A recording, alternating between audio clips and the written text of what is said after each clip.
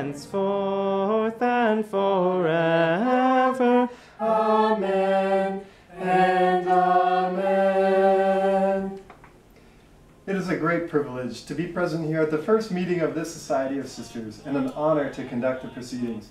I move to approve the presence of each of the sisters in attendance before we begin our deliberations. And I second the motion. Let us confirm by vote that we are satisfied with each sister present, so that we can acknowledge them in full fellowship and admit them to the privileges of the institution about to be formed.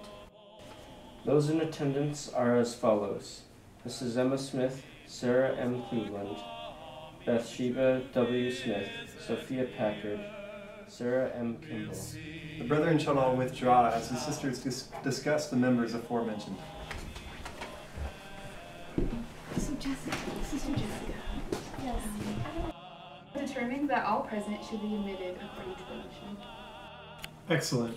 I tell you, my brothers and sisters, that this Society of Sisters is pleasing to our God, and I have somewhat to say concerning His vision for its operation. This Society of Sisters should provoke the brethren to good works in looking to the wants of the poor.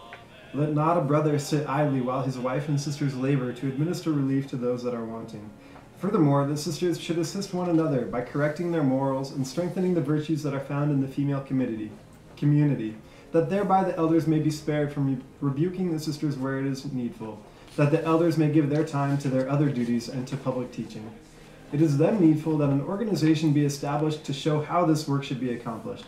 I propose that the sisters elect a presiding officer, and let that officer choose 2 counselors to assist in the duties of her office. These should then preside over the society, just as the presidency presides over the church. Should these sisters need additional instruction from time to time, they may ask for it, and I shall give it.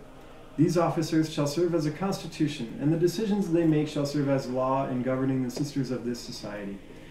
If any additional officers are needed, let them be appointed and set apart, just as deacons and teachers are among us. The minutes of your meetings shall therefore serve as a precedent for you to act upon in making decisions and establishing law. I also move to allow these sisters to continue in their duties as a presidency as long as they fulfill their duties with good behavior and respect to the dignity of the office, like the first presidency of the church. I motion to elect Sister Emma Smith as the president of the Society of Sisters. And I second that motion. Let us vote to pass it. The motion carries. You then, my dear Emma, are ordained to expound the scriptures to all and to teach the female part of the community.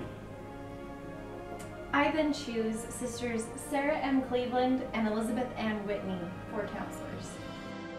As the first epistle of John, 1st chapter and verse reads, "Be elder unto the elect lady and her children, whom I love in the truth, and not I only, but also all they that have known the truth." Because Sister Emma has been elected here, we must then show respect to the same. Elder Taylor, would you then ordain these women to their callings? Certainly.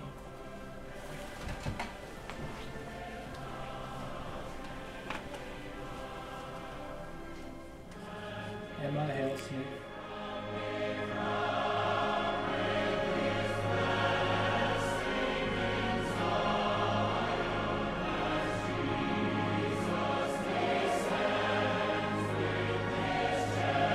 According to the order that is enjoyed in the kingdom of heaven, this Society of Sisters should also follow some certain guidelines to maintain proper order during their meetings. When a sister would speak, she should address the chairman of the meeting, who will respond to the address. Should 2 sisters speak at one time, the chairman will determine which of the 2 speakers should speak first. Any sisters who find this decision dissatisfactory should appeal to the House. Any sister who has the floor should be allowed to occupy it as long as she pleases. The proper manner of address should be to call she who has the chair Mrs. Chairman, or President in the case that Emma be acting as chairman of the meeting. Furthermore, a question should not be entertained until it has a second. Now, these meetings should be conducted in a manner so as not to injure the character of any of the sisters of the society, but rather keep your own dealings within your own sphere and hold all characters sacred. I propose now to have President Emma Smith replace Elder Taylor at the chair.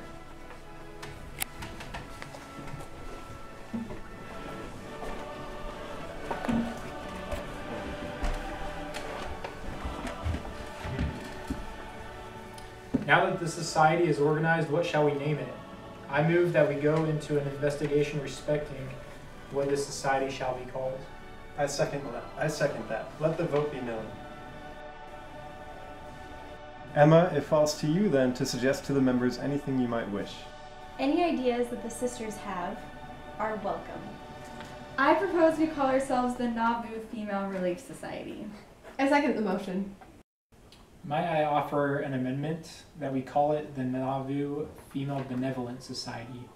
I believe that the word benevolent in place of relief gives a more definite and extended idea of the institution. I second the motion. Let us vote on it then. I'd like to have an argument with Elder Taylor on the words relief and benevolence. I move then to rescind the vote on the amendment. I second the motion. Let us vote. I move to adjourn the meeting. I object to this motion until we have determined a proper name for this society. The word benevolent is a popular term, and the term relief is not known among popular societies. Relief is also extended in its signification than benevolent, and might extend to the liberation of a culprit. Our enemies could wrongly construe this word to mean that the society purposes to relieve criminals from punishment. Our enemies could accuse us of extending relief to a murderer, which would be an act of relief, but not benevolence. I disagree somewhat. The popularity of the word is in fact one great objection. No person can think of the word as associated with public institutions without thinking of the Washingtonian Benevolent Society, which is one of the most corrupt institutions of our day. I do not wish to have our society called after the other societies of the world.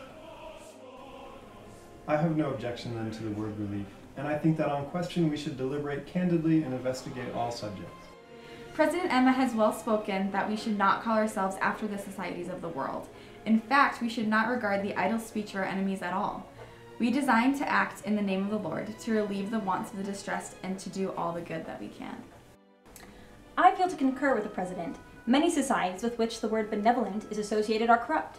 Popular institutions should not be our guide, and as daughters of Zion, we should set an example for all the world, rather than confine ourselves to the course which has heretofore been pursued. One objection that I do have for the word relief is that the idea associated with it is one of great calamity, that we intend on appropriating on some extraordinary occasions, instead of meeting the common occurrences. We are going to do something extraordinary. When a boat is stuck on the rapids with a multitude of Mormons on board, we shall consider that a loud call for relief. We expect extraordinary occasions and pressing calls. I shall have to concede the point. Your arguments are so potent that I cannot stand before them. I shall have to give way. I also shall have to concede the point. This society will indeed be a great force for the relief of those suffering. All I shall have to give to the poor, I shall give to this society. Then I move to call this society the Nauvoo Female Relief Society. I second. If I may, I would offer an objection by way of transcription of words. Instead of the Nauvoo Female Relief Society, it shall be called the Female Relief Society of Nauvoo. I second the motion. All in favor? I now declare this society organized, with president and councilors according to parliamentary usages, and all who shall hereafter be admitted into this society must be free from censure and received by vote. I will offer $5 to commence the funds of this institution. Thank you. Now as we proceed to the choice of secretary and treasurer, would the gentleman please withdraw? Certainly. Yes.